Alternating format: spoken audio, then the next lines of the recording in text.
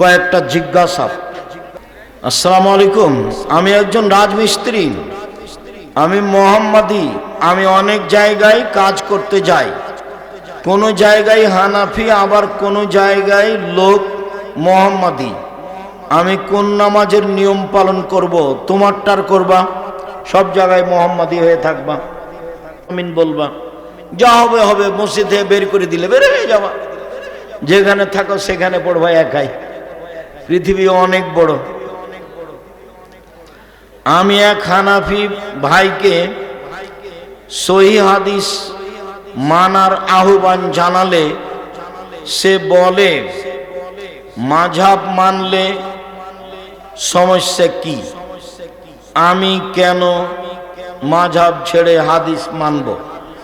আচ্ছা ঠিক আছে, তুমি কিছুদিন শাফিউল মাসলাকের মাযহাব মানো না, দেখি কেমন। এতদিন 30 বছর যাবৎ হানাফি মাযহাব মানলাম, এখন একটু শাফির মাযহাব মানলে হয় না? ও কি অপরাধ করেছে? আমি মাযহাব পড়ি না, তবে আমি বলেছি বিচারের মাঠে যদি আল্লাহ ইমাম আবু হানিফাকে জিজ্ঞাসা করেন যে তুমি কি বলেছিলে যে আমাকে মেনে চলো, তো ইমাম আবু হানিফা যদি বলেন না, তাহলে আপনার কি হবে? এইটা আপনি বিবেচনা করবেন।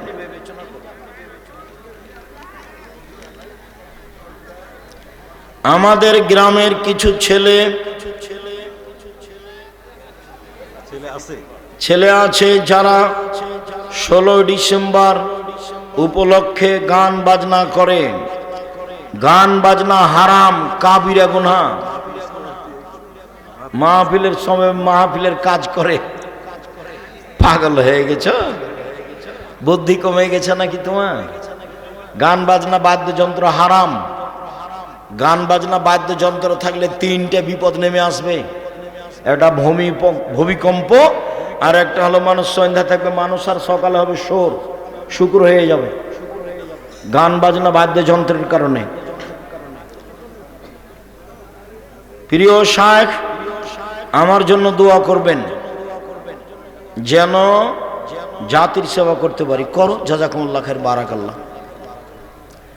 শায়েখ, আমার একটা প্রশ্ন ছিল।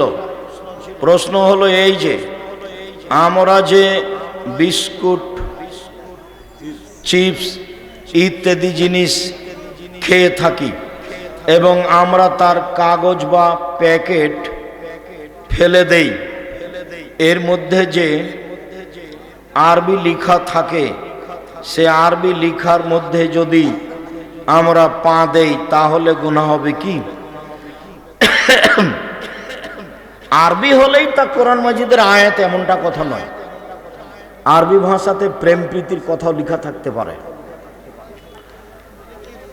কাজেই আরবি দেখতে হবে। সেটা যদি কোরআন হাদিস হয় তাহলে এভাবে ফেলে রাখা যাবে না, সেটাতে জিনিস বিক্রি করা যাবে না, ওটা পুড়িয়ে দিতে হবে। কোরআন মাজিদের আয়াত যেগুলো নষ্ট হয়ে গেছে কোরআন হাদিস, সেগুলো জ্বালিয়ে দিতে হবে। যেগুলো হাদিস কোরআনের বই পুস্তক নষ্ট হয়ে গেছে সেগুলো জ্বালিয়ে দিতে হবে। শায়েখ, ফজরের নামাজের পর সম্মিলিতভাবে সূরা হাসর পড়া বিদআত, কাবিরা গুনাহ। সূরা ইখলাস পড়বেন 3 বার, 3 বার। সূরা ফালাক পড়বেন 3 বার, সূরা নাস পড়বেন 3 বার। অনেক নাকি, অনেক নাকি। সূরা হাসর এমনি পড়েন, ওই হাদিস জাল। ওই যে মধ্যখানে বললাম আমও গেল, ছালা গেল, কাঁদতে কাঁদতে চোখও গেল, সবই যাবে, সবই যাবে। দুনিয়া করছে যে সারা পৃথিবী করুক না কেন, তাতে কি আছে? আমি যেটা বলছি সেটা মূল্যায়ন করেন, ভালো হবে ইনশাআল্লাহ। শায়েখ, মেয়েদের জন্য কি কি বই পড়া উচিত? মেয়েদের জন্য আদর্শ নারী, আদর্শ পরিবার আর উপদেশ। কে বড় লাভবান, কে বড় ক্ষতিগ্রস্ত, মরণ একদিন আসবে। এইগুলো তো মহিলাদের জন্যই লিখলাম, আপনার জন্যই লিখলাম। আমাদের দেবীনগর, চাঁপাইনবাবগঞ্জ, রাজশাহীর এক মাস্টার আমাকে বলছে যে মরণ একদিন আসবে, এ নামে বই লিখেছো কেন? এটা তো কমন কথা, তাহলে আপনি একটু পড়েন না। তারপর একদিন দেখায় বলছে আব্দুর রাজ্জাক 10 বার পড়েছি, 10 বার।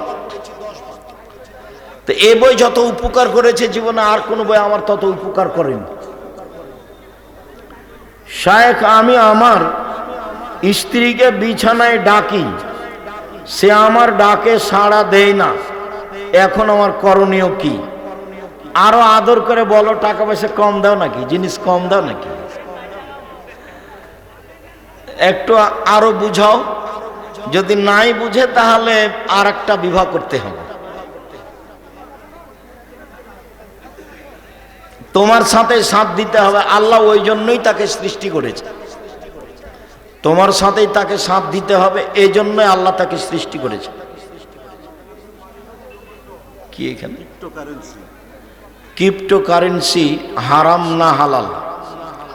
এটা সেদিন দেখছিলাম, ওটা হারাম, ওটা চলবে না, ওই মুদ্রার নিশ্চয়তা নেই। ক্রিপ্টোকারেন্সি হারাম, পত্রিকা দেওয়া আছে। শায়েখ আসসালাম, শায়েখ, অমুসলিমদের টাকা দিয়ে হজ করা যাবে? যাবে। কেউ টাকা দিচ্ছে তোমাকে, দেও, নেও, সমস্যা নেই। অমুসলিমের টাকা দিয়ে মসজিদ করা যায়, অমুসলিমের টাকা দিয়ে ইফতার করা যায়। অমুসলিম হলে কি টাকা হারাম? উপার্জন মাধ্যম হারাম হলে হারাম।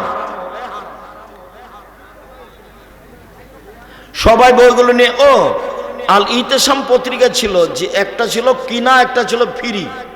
ফ্রিটা আমি কিনে ফ্রি দিয়েছি তার সাথে, আর ইতেসাম পত্রিকা আপনাদের টাকা দিয়ে ছাপানো হয়, ওটা 10-এর টাকা দিয়ে ছাপানো, আমার টাকা দিয়ে না।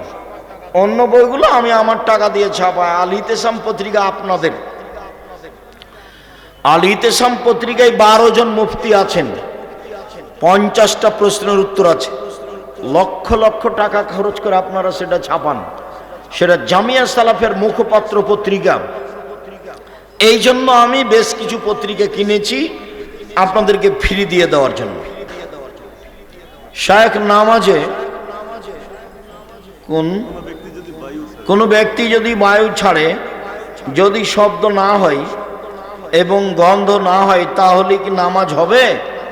হবে। এটা শয়তানের প্রতিক্রিয়া হতে পারে। তুমি নিশ্চিত হলে ছেড়ে চলে যাবে,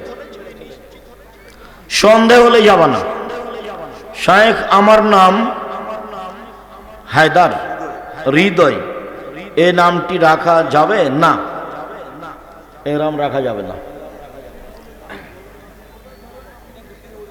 কি রাখবো? আব্দুল হামিদ। হৃদয় নয়, তোমার নাম হলো আব্দুল হামিদ। হাঁচি আসলে, সলাতে হাঁচি আসলে শুধু আলহামদুলিল্লাহ, কোনো উত্তর দেওয়া যাবে না কারো। আর বাহিরে হলে উত্তর দিতে হবে। সলাতে হলে শুধু আলহামদুলিল্লাহ। শেখ, নামাজে হাঁচি আসলে শুধু আলহামদুলিল্লাহ। কিছু পিতামাতা আছে, তাদের সন্তান বড় থাকা সত্ত্বেও বিয়ে দিতে চায়, বিয়ে দিতে চায় না, পিতামাতার কি করণীয়? ওই পিতামাতার কি করণীয়? বড় হলে তো ছেলে মেয়ের বিবাহ দিয়ে দিতে হবে, চেষ্টা করতে হবে। দেশবাসী, বন্ধু বান্ধবকে বলতে হবে, ছেলে মেয়ে বড় হয়েছে, বিবাহের ব্যবস্থা করো। বন্ধু বান্ধবকে বলতে হবে, বলা উচিত। আবার যদি বাপ মা বিবাহ না দেয়, ওরা যা পাপ করবে সব বাপ মায়ের হবে।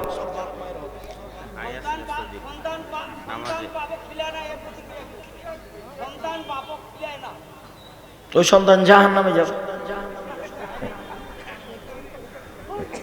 খুব খুশি হলেন নাকি?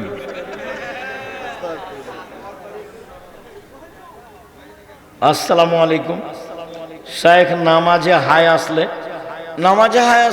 হাত দিয়ে বন্ধ করবে। হা করে তখন শয়তান ভিতরে হাসে, মুখের ভিতরে ওই হাই আসলে মুখটা বন্ধ করতে হবে। হাই শয়তানের পক্ষ থেকে আসে, আর হাঁচি আসে আল্লাহর রহমত। প্রতিবন্ধী ছোট ভাইয়ের সম্পদ অন্যান্য ভাইদের ফাঁকি দেওয়ার জন্য লিখে নেওয়া যাবে কি না? তা কি হয় নাকি? সব ভাই মিলে সেই সম্পদ কাগজে লিখে রাখবে অংশ হারে, সবাই দেখবে। সবাই যদি না দেখে তাহলে সবাই লিখে রাখবে যে ও দেখবে, ওর ভাগটা আমরা সবাই ওকে ছেড়ে দিলাম, তুমি দিয়ে দিবা। ওটা আপোষ করতে হবে। আসসালামু আলাইকুম। সৌদি আরবের সাথে সিয়াম রাখা যাবে না। সারা পৃথিবীর বিভিন্ন দিনে ঈদ হবে, এটাই ঠিক। একদিনে ঈদ হবে, এটা মাথার বোকামি, বিদ্যা না থাকার প্রমাণ। 17-18 ঘন্টা ব্যবধান আছে কোন কোন দেশের সাথে, এটা কথা হলো নাকি? বিভিন্ন দিনে ঈদ হবে, এটাই ঠিক। শুকরিয়া, জাযাকুমুল্লাহ খায়ের। দিনী ভাই বোন, বইগুলো স্টেজে আছে আমার দিনী বোনেরা যারা আছেন, এই বইগুলি হলো স্থায়ী দাওয়াত। আর মুখের কথা কতক্ষণ আছে চলে যায়, আর বইগুলি সব জায়গায় যেতে পারে, আমাদেরকে সবাই সহ্য করে না। এখন পর্যন্ত দিনাজপুরের কেন্দ্রীয় মসজিদগুলোতে কেউ একটু খুতবা দিতে দেয় না, খালি গরম। শুকরিয়া, জাযাকুমুল্লাহ খায়ের। আল্লাহ আমাদের যারা মারা গেছে তুমি তাদের কবরের শাস্তি মাফ করো। আমাদের যারা অসুস্থ তুমি তাদের আরোগ্য দান করো। আমরা যারা বেঁচে আছি তুমি তাদেরকে তোমার রাসূলের পদ্ধতি অনুযায়ী চলার তৌফিক দান করো। আজকের বিবরণ অনুযায়ী নফল সিয়াম, ফরজ সিয়াম পালনের তৌফিক দান করো। তোমার পদ্ধতি সাহারি ইফতার করার তৌফিক দান করো। সামনে রমজান আসছে, এই পর্যন্ত নিয়ে পাপ মোচন করার সুযোগ করে দাও। আল্লাহুম্মা আমিন। তোমার দরবারে দাবি দাওয়া রেখে আজকের আলোচনা এখানে শেষ করলাম। সুবহানাকা আল্লাহুম্মা ওয়া বিহামদিকা আশহাদু আল্লা ইলাহা ইল্লা আনতা আস্তাগফিরুকা ওয়া আতুবু ইলাইক। আসসালামু আলাইকুম ওয়া রাহমাতুল্লাহ।